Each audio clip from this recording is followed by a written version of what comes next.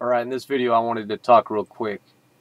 It's kind of an appendage to a video I just made about this whole disaster with healthcare. Now, if people haven't figured it out by now, all right, Barack Obama is the biggest liar of all time. All right, this guy has set a new standard for con men, grifters, and liars like the world has never seen. Okay, and you don't you don't have to believe a word I say to do that. All you have to do is know how to read or even watch video clips. So that's pretty obvious to anyone. Okay, the level of betrayal is absolutely unbelievable. So that's already been, in my mind, that's pretty obvious. I mean, you don't have to make a case. The case is right there. And so when he was saying that this, I didn't actually watch the speech because the guy makes me sick. Just like Bush, just like Clinton. I can't watch these guys. All right, they are not our leaders. They're leading us down the path of destruction. They're anti-leaders, if you think about it. And he was boasting over his first monumental achievement or whatever, and saying that the will of the people was being done. But opinion polls show that the majority of Americans, right? I mean, if you take any group, you slice it down the middle, and you have 50% on this side and 50% on the other. If there's a 1% margin swaying to the other side, then they're no longer the majority. They would be the minority of the group, right? 51 against, 49 for.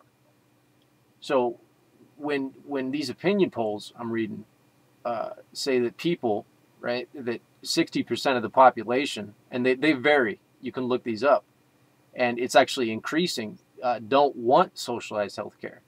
And then this guy stands up in front of a bunch of people and says, well, the will of the people's done.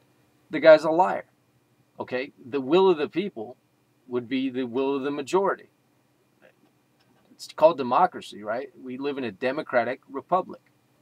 So when this guy gets up there and says that, he's obviously just another lie. Just throw it on the stack. All right, there's too many to cover here. But I also wanted to touch on Harry Reid and that snake, that reptilian creature, Nancy Pelosi. Okay, and I want to talk about their approval ratings, and I want to kind of nexus that in with what I just said about Obama. So when they get up there and they self-grandize, and they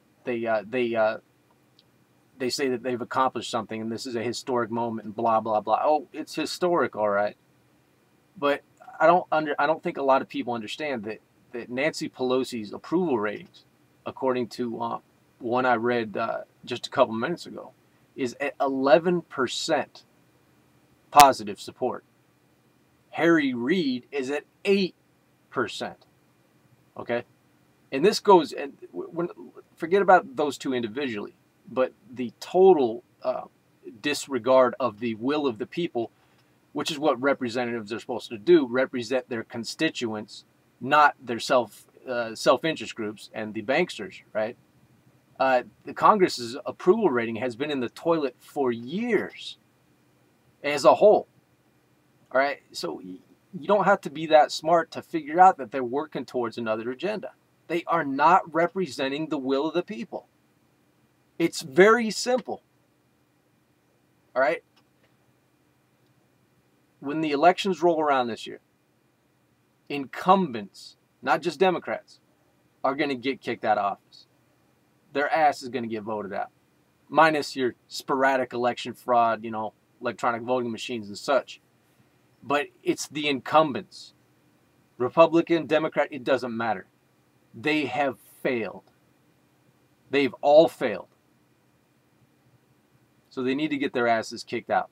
All of them. All right, that's what people don't understand. Corruption is not bipartisan. Corruption is corruption. That's all there is to it.